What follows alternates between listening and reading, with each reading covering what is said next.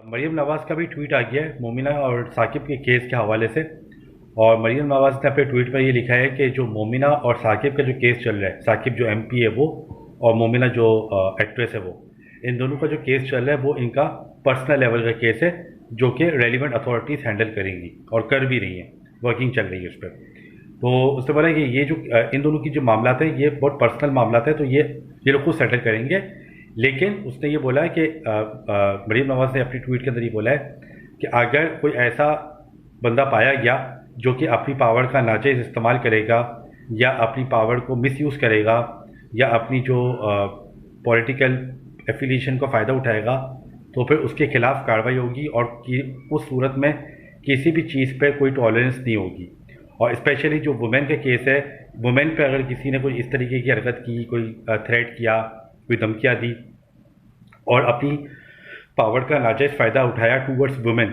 तो फिर कानूनी कार्रवाई होगी और इस सिलसिले में कोई टॉलरेंस नहीं है। बिकॉज मरीम नवाज़ को हमने काफ़ी दफ़ा देखा है कि वो बहुत क्लियर है और उसके वर्डिक्ट बड़े क्लियर है इस मामले में कि भाई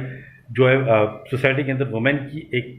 जो है वो स्टैंडिंग है और उसकी रेपूटेशन पे कोई बात नहीं आनी चाहिए, चाहे वो पॉलिटिकल लीडर हो, चाहे वो कोई एक्टर एक्ट्रेसेस हो। मरीम नवाज़ ने हमेशा इस मामले में आवाज़ उठाई है बिकॉज ज़ीरो टॉलरेंस रखी हुई है, जो कि अच्छी चीज़ है और इसी तरीके से एग्जाम्पल सेट होंगी।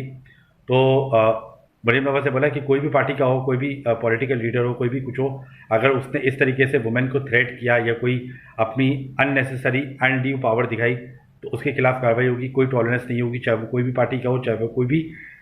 शोबे से ताल्लुक़ रखता हो। तो ये मरीम नवाज़ का ट्वीट आ गया है मोमिना इकबाल और